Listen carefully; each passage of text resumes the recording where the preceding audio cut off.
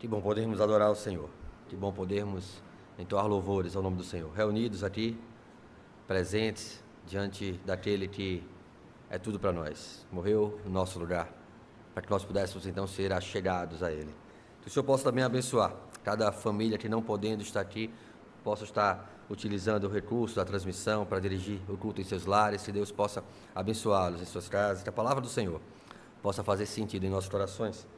Quero convidá-los a abrir suas Bíblias lá no livro de João, no Evangelho de João. Evangelho de João, no capítulo 19. Eu quero que possamos fazer a leitura do verso 25 até o verso 27, é uma pequena porção, um texto mais abrangente, trata, e dando um pouco de contexto, do momento da crucificação. Cristo está na cruz.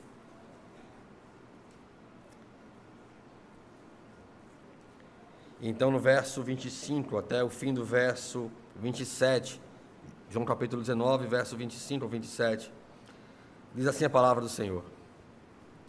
E junto à cruz estavam a mãe de Jesus, e a irmã dela, e Maria, mulher de Clopas, e Maria Madalena. Vendo Jesus sua mãe, e junto a ela o discípulo amado, disse: Mulher, eis aí teu filho. Depois disse aos discípulos: Eis aí tua mãe. Depois disse ao discípulo: Eis aí tua mãe. Dessa hora em diante, o discípulo a tomou para casa. Até aqui. Vamos fechar nossos olhos, vamos adorar o Senhor. Eu quero convidar as crianças à frente. Elas vão se dirigir, um momento em que também estarão aprendendo a palavra do Senhor. Deus possa abençoar quem vai estar instruindo as crianças, que elas possam absorver, aprender da palavra do Senhor e aplicar em suas vidas, como nós também desejamos fazê-lo. Vamos orar ao Senhor nesse momento. Pai bendito, todo-poderoso Deus, Tu és altíssimo, santo, Senhor, sobre todas as coisas Tu és Deus, Pai. Estamos aqui como igreja, clamando: Maranata, vem, Senhor Jesus. O desejo do nosso coração não está enraizado nas coisas que temos nessa terra, nessa vida, nas coisas que queremos ou desejamos nesta vida, mas o desejo do nosso coração passa pela cruz, olha para o alto, para onde Cristo vive, onde viveremos eternamente na presença do Senhor. Esse é o nosso anseio, Senhor. Tem misericórdia de nós quando isso não é verdade, nas circunstâncias em que nós deixamos de olhar para o alvo e começamos a olhar para o cenário à nossa volta. Quando deixamos de olhar para Cristo e olhar para as ondas e começamos a afundar com medo das circunstâncias, deixando de lado a promessa daquele que é fiel e poderoso para cumpri-la. Tem misericórdia de nós, Senhor, porque somos pecadores e habitamos no meio de pecadores. Tem misericórdia de nós, Pai, porque somos totalmente dependentes do Senhor e da Tua misericórdia. Cuida desses pequenos, Pai. Que cada criança nesta igreja possa crescer em conhecimento e graça diante do Senhor, e que nós sirvamos de modelo, de régua, como adoradores que somos. Que elas possam aprender conosco a adorar o Senhor e crescer no Senhor. Que elas possam aprender conosco como nós aplicamos a Tua vontade, a Tua palavra em nossas vidas, em nossas decisões, como isso fundamenta os nossos valores. E se assim não for em nossas vidas, Senhor, tem misericórdia de nós. E que as palavras dos meus lábios, o meditar do meu coração sejam agradáveis na Tua presença, Pai. Que o meditar do coração da Tua igreja seja agradável na Tua presença, Pai. Tu possas fazer a Tua igreja apreender a Tua palavra, guardá-la no coração, praticá-la em suas vidas. Que seja o Teu Espírito, Senhor, falando aos nossos corações. Só assim nos interessa. Não nos tem nenhum valor para a salvação, conhecimento humano, a retórica humana, mas tão somente a vida que provém da Tua palavra transformadora, Pai, em nome de Jesus. Amém.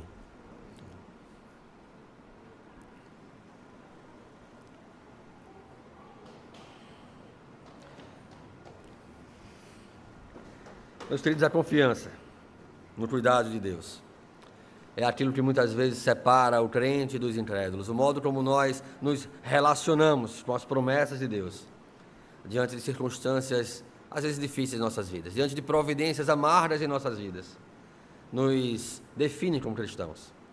Nós costumamos dizer que separa os homens dos meninos, embora muitas vezes os meninos nos ensinam muito mais sobre confiança do que nós a eles, porque nós somos muito levados, muito influenciados por aquilo que vemos, cremos, conhecemos, controlamos.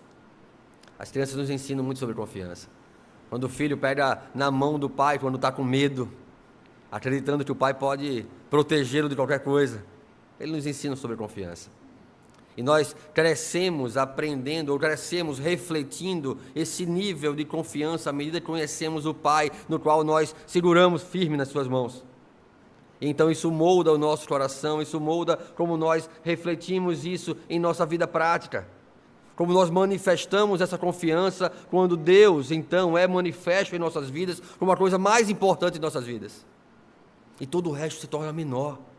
Então as circunstâncias não passam disso, de circunstâncias, porque nós cremos que estamos no caminho com Deus, que não nos desampara, que não nos deixa só. A verdade é que nós temos preocupações sobre tudo, e sobre tudo à nossa volta, e muitas vezes essas preocupações ocupam mais espaço do que deveriam em nossas vidas. Os contextos dos quais nós estamos inseridos são tentadores a tragar a nossa confiança no cuidado de Deus, no cuidado perene do nosso Salvador, no cuidado perene do Criador, que cuida de nossas vidas e escreveu os nossos dias antes que qualquer um deles pudesse vir a existir. Temos nossos mecanismos naturais para garantir a nossa segurança, ou pelo menos a sensação dela. Nos apegamos ao conhecimento, nos apegamos aos estudos, nos apegamos às pessoas, nos apegamos ao dinheiro, como aquilo que vai nos dar estabilidade, que vai garantir a nossa segurança, que vai garantir o cuidado com as nossas famílias. Achamos muitas vezes que o cuidado depende de nós. E aí o nosso coração começa a se inclinar para as coisas dessa vida. Eu tenho certeza absoluta em meu coração, embora muitas vezes eu lute com essa certeza, absoluta em meu coração, que se Deus me tomasse agora, Ele cuidaria dos meus filhos melhor do que eu, porque Ele já o faz, através de mim, da minha esposa, da nossa família. Essa confiança em que Deus está sobre todas as coisas, cuidando de cada detalhe de nossas vidas, e não havendo nenhum pedaço da nossa existência que Ele não declare o seu senhorio, a sua soberania, o seu soberano cuidado sobre nós, é que nos faz mais crentes, mais crédulos em suas promessas. Quase sempre a nossa confiança tem repousado sobre o que nós chamamos de previsibilidade. Um cenário conhecido, um cenário em que eu possa controlar, parece que se eu posso controlar, parece ser algo que eu conheço, eu tenho segurança. As surpresas, então, me destronam do governo, do senhorio da minha própria vida. E então nós somos levados a experimentar zonas, providências amargas, situações que nós não planejamos, mas que foi planejado por Deus para fazer de nós mais parecidos com Cristo, para exercitar a nossa fé em uma confiança naquilo que Deus prometeu ser para nós e de como Ele tem trabalhado isso em nossas vidas. Mateus capítulo 6, verso 31 ao 33, registra o ensino de Cristo sobre isso. Mateus 6, 31 a 33 vai dizer o seguinte: portanto, não vos inquieteis dizendo que comeremos, que beberemos, ou com que nos vestiremos, porque os gentios é que se preocupam com todas essas coisas. Pois vosso Pai celeste sabe que necessitais de todas elas. Buscai, pois, em primeiro lugar o seu reino e a sua justiça, e todas essas coisas vos serão acrescentadas. Meus irmãos, esse texto, embora poético, belo, profundo, às vezes lemos com nuvens nos olhos, às vezes lemos com distanciamento do nosso coração. Que ele diz aqui, olha, não andem preocupados. Ele chama Deus, olha, o vosso Pai, um bom pai, cuida das necessidades de seus filhos. O vosso Pai conhece cada uma das nossas necessidades. Ele tem cuidado de nós, Cristo havia dado o exemplo dos lírios do campo, das aves do céu. Ele diz: ainda mais vocês que são filhos, ainda mais vocês que são a obra-prima da criação. Deus lhes negaria alguma coisa? Haveria algum bem que lhes fosse a ser dado, que Deus reteria de vocês? Seria como um pai para nós. É verdade que nós nos perdemos em perceber esse cuidado divino através das coisas triviais, das tarefas ou das recompensas ou das nossas vidas ordinárias. Quanto Deus já nos tem dado o alimento dia após dia, através do nosso trabalho, o quanto Ele nos tem sustentado, o quanto Ele tem providenciado os meios pelos quais nós venhamos a ter o sustento em nossas vidas, o quanto Ele tem preservado as nossas vidas, nos dando saúde, nos dando remédios, nos dando bons médicos, o quanto Ele nos tem conduzido progressivamente em vida, em plenitude de vida diante dEle, e nós não percebemos porque estamos tão atarefados, acreditando que essas coisas dependem do nosso braço. Isso não tira de nós a responsabilidade de fazermos bem aquilo que Deus tem posto em nossas mãos, mas isso traz para nós a confiança de que fazendo bem e diante de Deus, nós temos a recompensa das suas promessas também diante das nossas mãos, e Ele nos tem assim abençoado. Quando Deus nos dá o alimento cada dia, através do trabalho, é obra da sua graça, da sua providência. Pascal, filósofo e teólogo francês, ele tem uma frase que Calvino vai usar muito, ou reflete muito o pensamento de Calvino sobre os aspectos da providência de Deus. Ele vai dizer: a maior de todas as misérias é o desconhecimento da providência de Deus. Quão miseráveis nós somos quando desconhecemos a providência de Deus. Quão miseráveis nós somos quando não percebemos como Deus está conduzindo tudo à nossa volta para nos preservar, para nos fazer melhores, mais parecidos com Cristo. Até mesmo situações em que nós não gostamos, mas que Deus usa para o nosso bem. Até mesmo quando nós pecamos, Deus pega as consequências ali e nos usa como sua disciplina, para tornar o mal que nós fizemos em bem, para nos tornar, ao reconhecê-lo, reconhecer a necessidade de ter o seu caráter impresso em nossos corações, e muitas vezes através de sua disciplina, muitas vezes através do pesar da sua mão, através da exortação do irmão. Quando nós repousamos no cuidado de Deus, quando somos então por Deus consolados, levá-los a reconhecer a providência divina, isso significa confiar que Deus está no controle, de que Ele cuida de nós, mesmo quando as circunstâncias parecem difíceis, mesmo quando as circunstâncias parecem que Deus não está no controle, parece que o chão se saiu debaixo dos nossos pés. A cruz é um exemplo disso. A história da cruz trata disso, do que Deus, o Deus que cuida, o Deus que cuida da nossa eternidade, sacrificando o seu próprio Filho na cruz. Ele cuida também de cada detalhe das nossas vidas. Ele cuida de nós hoje. Ele cuida das nossas circunstâncias. Quero que você possa ser levado ao texto de João, capítulo 19. E abre esse texto e fica nele. Nós vamos meditar sobre esses versos. É importante nós fazermos isso explorando cada detalhe da sua palavra. João capítulo 19, verso 25 apenas. Vamos ler juntos, diz assim: e junto à cruz estavam a mãe de Jesus e a irmã dela, e Maria, mulher de Clopas, e Maria Madalena.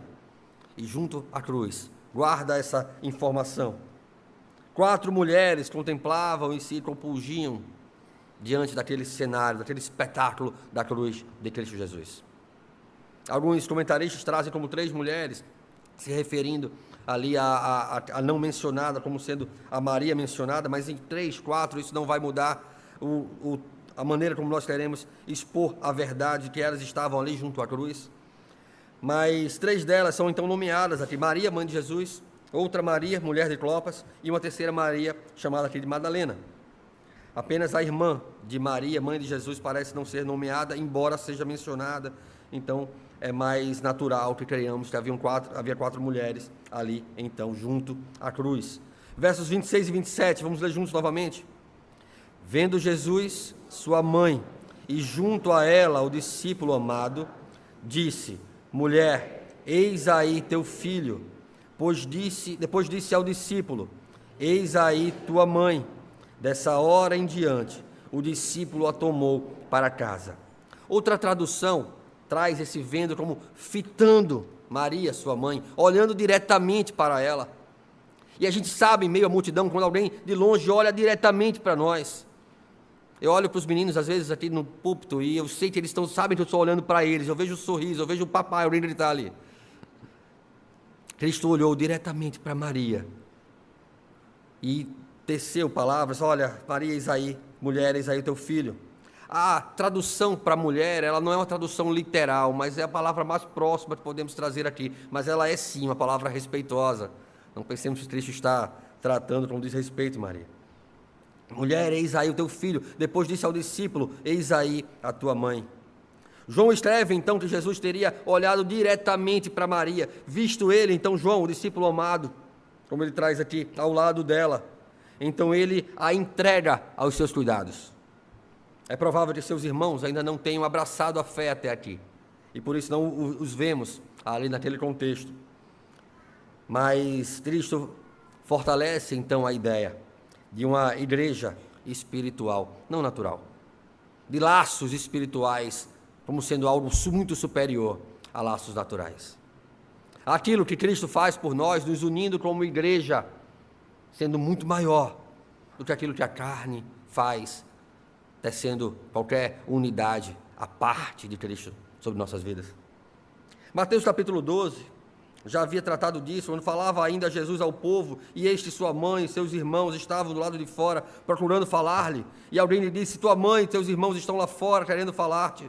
Porém ele respondeu ao que lhe trouxeram o aviso: quem é minha mãe, quem são meus irmãos? E, estendendo a mão aos discípulos, disse: eis minha mãe e meus irmãos, porque qualquer que fizer a vontade de meu Pai Celeste, esse é meu irmão, irmã e mãe. Em outro lugar, ele vai falar sobre o amor, ele vai dizer que o amor repousa em fazermos a sua vontade, em cumprirmos os seus mandamentos. O laço que nos une espiritualmente é o laço mais forte que pode unir pessoas como nós, porque ele nos une para a eternidade, ele nos une para a glória eterna dos céus.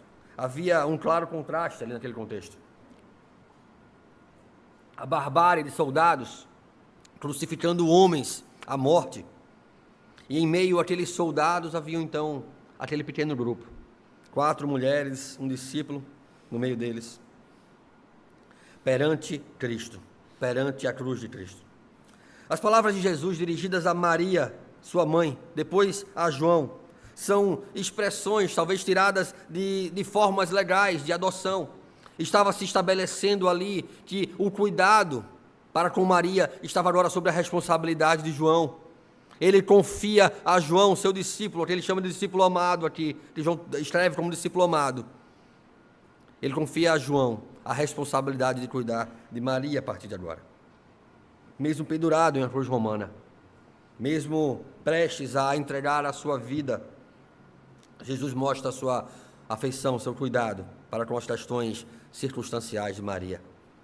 Ele estava ali por causa da sua salvação, mas ele também estava ali intencionando o seu cuidado circunstancial. O momento hoje também era importante para Cristo. O nosso momento hoje também é importante para Cristo. Sim, ele nos garante a salvação, a eternidade dos céus. Sim, mas ele também nos garante o caminho até lá. Aquele que nos salvou, aquele que nos criou e nos deu a esperança, a glória eterna nos céus, nos acompanha em todo o caminho. Não tem um minuto, não tem um dia, não tem uma semana que não passemos diante do cuidado do Senhor. Mesmo que nós, perdidos em nossas rotinas, não percebamos isso. Deus tem cuidado de nós. E ao lembrar que o que cuida da nossa salvação, cuida da nossa situação também, é isso que nos leva para dentro da cruz de Cristo. Não para o nosso próprio coração, não para a nossa própria natureza, mas para a cruz de Cristo. Isso nos faz a chegar à cruz com uma esperança viva de um Deus vivo, verdadeiro, poderoso, sempre perto, sempre pronto a nos acudir. Olhamos para os montes, de onde nos virá o socorro, nós declaramos: o nosso socorro vem do Senhor, que fez os céus e a terra. Então nós podemos repousar à sombra protetora do Deus onipresente, porque Ele é o socorro sempre perto, o socorro bem presente que prometeu ser. Quando nos apropriamos disso, quando nos apropriamos de suas promessas, a nossa responsabilidade nos conduz a confiar nelas. E então nós não deixamos o nosso coração mergulhar na aflição, daquilo que os nossos olhos veem enquanto circunstâncias, porque nós sabemos que o Senhor Deus Todo-Poderoso, soberano sobre todas as coisas, está a nos conduzir, mesmo que por um vale escuro como a sombra da morte. Deus está conosco, até que nós cheguemos à casa do Senhor, onde vamos habitar eternamente. Primeiro ponto que eu gostaria de destacar do texto que lemos é que Deus manifesta o seu cuidado, revelando a sua vontade. Maria conhecia o sofrimento que acompanhava o ministério de Jesus. Se passarmos um filme sobre a vida de Maria, nós vamos ver que ela havia sido desafiada em seu relacionamento com José, quando apareceu grávida. Havia passado pela privação de não ter onde repousar para dar à luz ao Messias.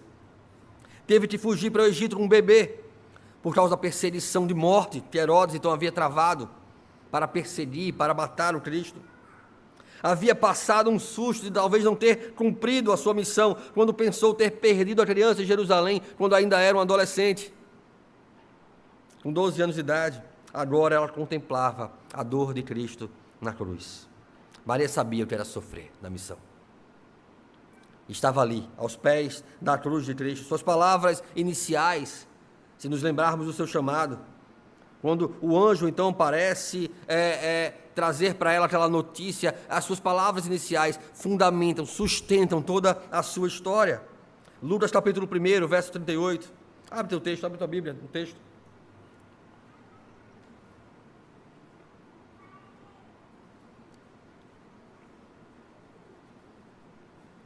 O verso 38 vai dizer, Lucas capítulo 1, verso 38. Então disse Maria, olha a resposta dela: aqui está a serva do Senhor, que se cumpra em mim conforme a tua palavra. E o anjo se ausentou dela. Olha que coisa firme, poderosa, desafiadora. Isso desafia a nossa incredulidade. Isso desafia a nossa desesperança. Não sei se ela tinha noção do que ia passar depois de dizer isso. Mas quantos de nós realmente, com convicção, podem dizer isso diante das nossas lutas ordinárias em nossas vidas? Quantos podem chegar na segunda-feira e diante de um contexto em que você não esperava, que você não gosta, dizer assim: Senhor, eis aqui teu servo, cumpra em mim conforme a tua palavra. Faça em minha vida a tua vontade, não a minha. Quantos podem sinceramente dizer isso? Sem medo. É um desafio. Maria é para nós um exemplo de como a obediência a Deus pode ser colocada acima até mesmo da nossa reputação. Ela é uma das figuras mais significativas da tradição cristã. Muito se escreveu sobre o seu papel único na história da salvação. Temos nela bons exemplos de como nos portar em submissão à missão que Deus tem posto em nossas vidas. Calvino, escrevendo sobre Maria, vai enfatizar a sua escolha por graça, não por mérito, não por virtude pessoal, mas também vai destacar que, embora a honra dada a Maria deve ser entendida dentro de um contexto da soberania e graça divina, ela é para nós um exemplo de humildade e obediência, que aceitou a sua missão com confiança em Deus. Deus tem chamado homens e mulheres no tempo e na história, que tem nos servido de tão grande nuvem de testemunhas, parafraseando o autor de Hebreus, para nos fazer reconhecer um modelo de submissão e obediência àquilo que Deus tem posto em nossas mãos. Olhando para a cruz de Cristo, Paulo nos convida a termos o mesmo sentimento, a mesma atitude, quando ele escreve aos Filipenses, de Cristo Jesus, que não julgou por usurpação o ser igual a Deus, antes se esvaziou de si mesmo, sendo obediente até a morte, morte de cruz, ao qual Deus o exaltou de sobremaneira e fez o seu nome acima de todo nome. Essa é a régua, esse é o modelo. Não há outro lugar melhor para estar e aprender sobre cuidado, obediência, missão, do que diante da cruz de Cristo Jesus. Não há outro lugar onde nós podemos ter, então, a nossa mente, a nossa lente renovadas diante do poder transformador do Evangelho, que nos conduz à convicção no cuidado de Deus com a nossa eternidade, mas também do cuidado de Deus com a nossa vida, com as nossas circunstâncias. Enquanto muitos fugiram por medo da força do homem, a palavra retrata que Maria estava junto à cruz de Cristo Jesus. Quantos dos seus discípulos mais ousados, mais fortes, estavam agora escondidos, como meninos medrosos? Maria estava junto a essas outras 3 mulheres e João, diante da cruz de Cristo, diante dos soldados que afligiam o seu Salvador. Enquanto as autoridades maltratavam e zombavam, lá estava Maria, junto à cruz. Que mãe aguentaria aquele espetáculo? Que serva confiaria naquele Senhor? A história de Maria, ela é poderosa. Ela traz uma lição de coragem, de confiança, de obediência a Deus. Ela não permitiu que a sua reputação ou medo das consequências pudesse, então, impedir de seguir à vontade de Deus. Como nós não podemos deixar que o medo ou o cuidado com a nossa reputação, não, olha, vão dizer que eu sou crente, olha, vão me humilhar, olha, vão me escantear. Não podemos deixar que o cuidado com a nossa reputação nos impeça de seguir a vontade do Senhor, que nós possamos ter, então, o cuidado de, observando a vontade do Senhor, dizer como Maria: Senhor, faça em mim conforme a tua vontade. E certamente Deus cuidará de nós. E certamente Ele estará conosco. Em segundo lugar, quero poder destacar que o cuidado de Deus sobre nós, Ele é expresso no seu amor. Não é um cuidado pela tarefa, não é um cuidado frio, distante. Ele é um cuidado amoroso, Ele é um cuidado paternal, Ele é um cuidado de alguém que ama a sua igreja, ama a tal ponto de entregar o próprio filho por causa desse amor. As mulheres viúvas eram vistas como vulneráveis, merecedoras de cuidado, especialmente na tradição judaica. Havia ainda instruções claras sobre como cuidar delas. Deus havia estabelecido isso em toda a norma civil daquele contexto. O povo judeu sabia disso. Isso incluía provisões materiais, isso incluía provisões emocionais. A lei traz ordens para a proteção dos direitos e as necessidades das viúvas. A lei judaica trazia isso. Em Êxodo 22, versos 22 e 23, nós temos: a nenhuma viúva, nem órfão afligireis. Se de algum modo os afligires, e eles clamarem a mim, eu lhes ouvirei o clamor. Deuteronômio 24, verso 19, vai dizer: quando no teu campo sagares a messe, nele esteceres um feixe de espigas, não voltarás a tomá-lo. Para o estrangeiro, para o órfão e para a viúva será, para que o Senhor teu Deus te abençoe em todas as obras das tuas mãos. Percebam aqui que o texto de Deuteronômio, a gente vai ver isso na prática quando conhecemos a história de Ruth e Boaz. Quando Ruth vai lá nos campos, no tempo da cega de Boaz, e caem, e ele manda que derrubem propositadamente, para que ela, então aqueles que acompanhavam a seara, pudessem então colher alimento e levar para suas casas. Havia um cuidado expresso na lei de Deus para com aqueles que precisam de cuidado. A lei também é clara quanto à responsabilidade dos familiares. A honra aos pais é um mandamento. Efésios capítulo 6, versos 1 a 3 vai dizer: filhos, obedecei a vossos pais no Senhor, pois isto é justo. Honra teu pai e tua mãe. Este é o primeiro mandamento com promessa para que te vá bem e sejas de longa vida sobre a terra. Meus irmãos, Cristo é o modelo de cumprimento da lei. É maravilhoso nós podermos contemplar, mesmo na agoniante cruz, o amor e cuidado de Cristo sendo manifestos para com Maria, representando o seu amor e cuidado manifestos para com a igreja. Ele se apresenta como um modelo de perfeito amor. Ele é a régua para uma geração egoísta. Uma geração que tem muito que aprender sobre amor abnegado, sobre interesse movido por uma fé operante. Como a igreja precisa ser um exemplo disso.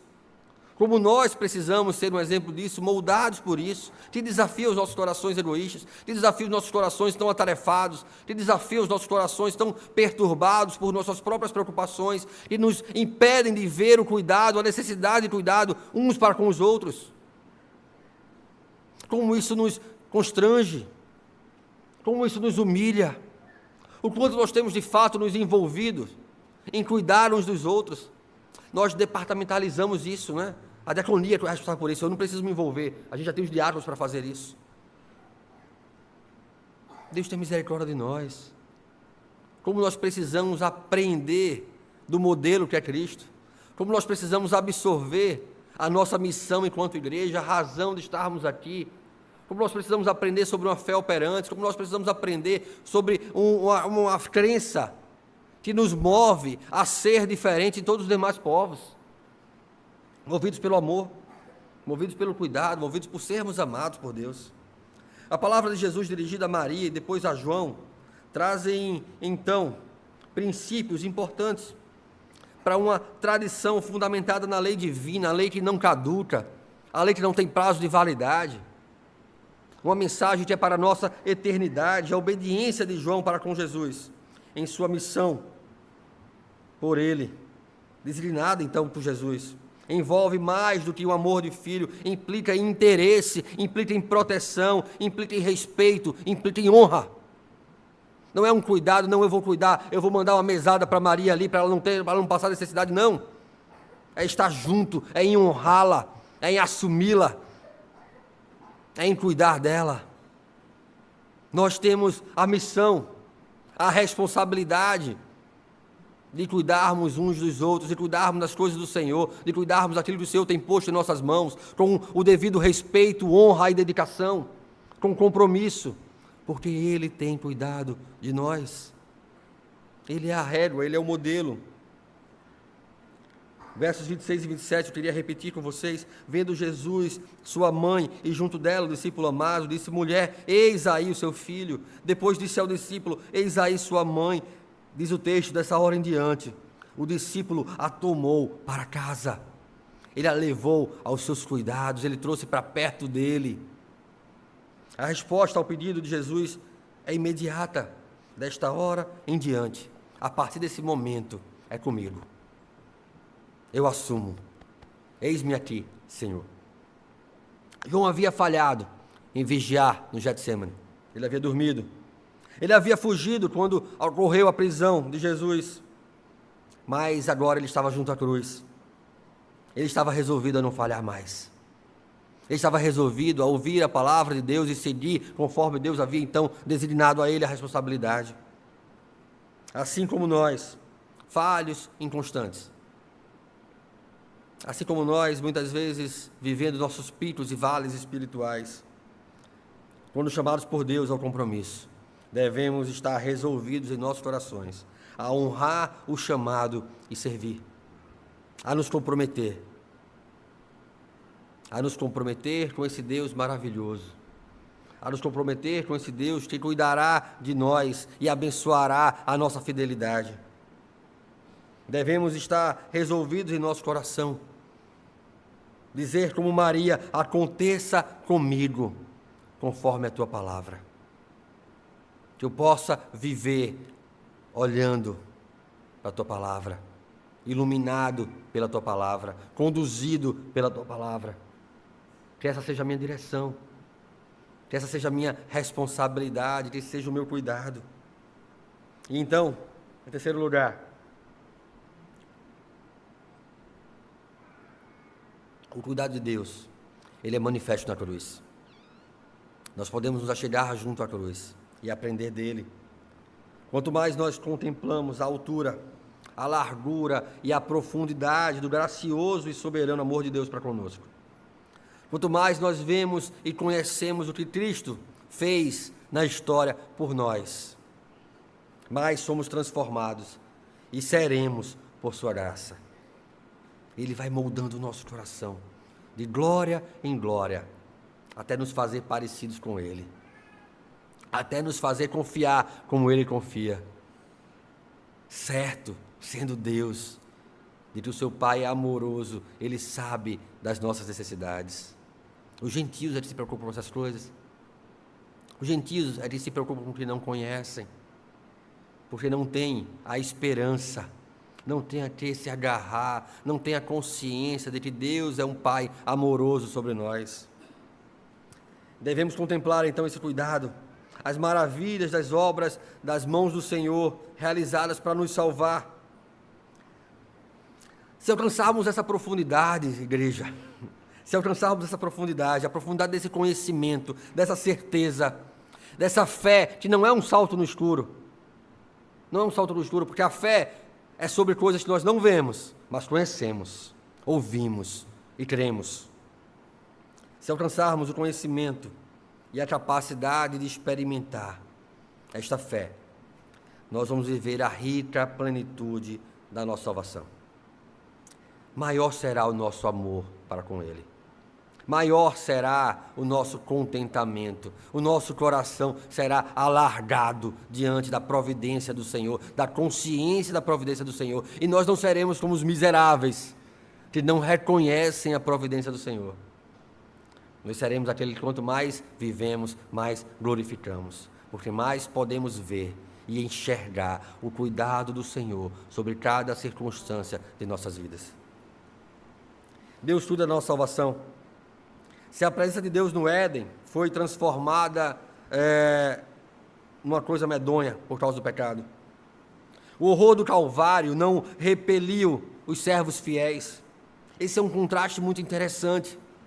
Diante de Deus no paraíso, o homem se escondeu por causa do pecado. Diante de Cristo na cruz, os seus servos fiéis foram levados para perto dele. Aquele lugar era horrível, mas não havia lugar melhor para estar do que diante da cruz de Cristo Jesus. O Éden era maravilhoso, mas o coração do homem pecador tinha medo do Deus ofendido. Via então vingar-se por causa da ofensa dos nossos pecados.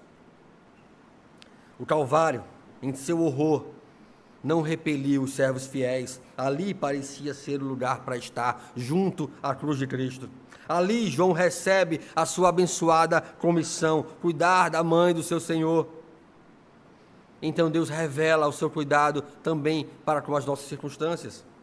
Enquanto Jesus morria para salvar as nossas almas, o Verbo que se fez carne em Maria mostra que não cuida apenas da nossa eternidade, mas também de cada momento de nossas vidas. A pergunta 125 do Catecismo de Heidelberg, ela traz uma reflexão importante, um comentário sobre o cuidado da providência de Deus. Eu queria ler para a igreja. Diz assim: digna-te suprir todas as nossas necessidades corporais, ele se referindo a Deus. Deus suprirá todas as nossas necessidades corporais, a fim de que, por este motivo, reconheçamos que és, Senhor, a única fonte de tudo que é bom, e que sem a tua bênção, nem o nosso cuidado e trabalho, nem os teus dons podem proporcionar-nos qualquer bem. Consequentemente, que retiremos a nossa confiança de todas as demais culturas e a ponhamos somente em Ti. Deus cuida de cada circunstância, de tal maneira que o nosso cuidado, o nosso trabalho, até os nossos dons, as nossas habilidades, não tem proveito nenhum à parte de Deus. Então, a nossa confiança, crendo nisso, nós só podemos pôr no Senhor. Nós só podemos colocar no Senhor. Maria, em toda a sua vida, aprendeu sobre a importância de confiar em Deus, mesmo quando as coisas pareciam impossíveis. Mesmo quando questionava como poderia ficar grávida, não tendo casado. Eu quero levar a igreja ao texto lá de Lucas, capítulo 1. E eu queria deixar a igreja com essa reflexão. A confiança em Deus sobre as coisas impossíveis. Maria estava ali recebendo a notícia de que engravidaria, daria a luz ao Senhor, o Messias. Então ela diz: como pode? Eu não sou casada. Verso 37.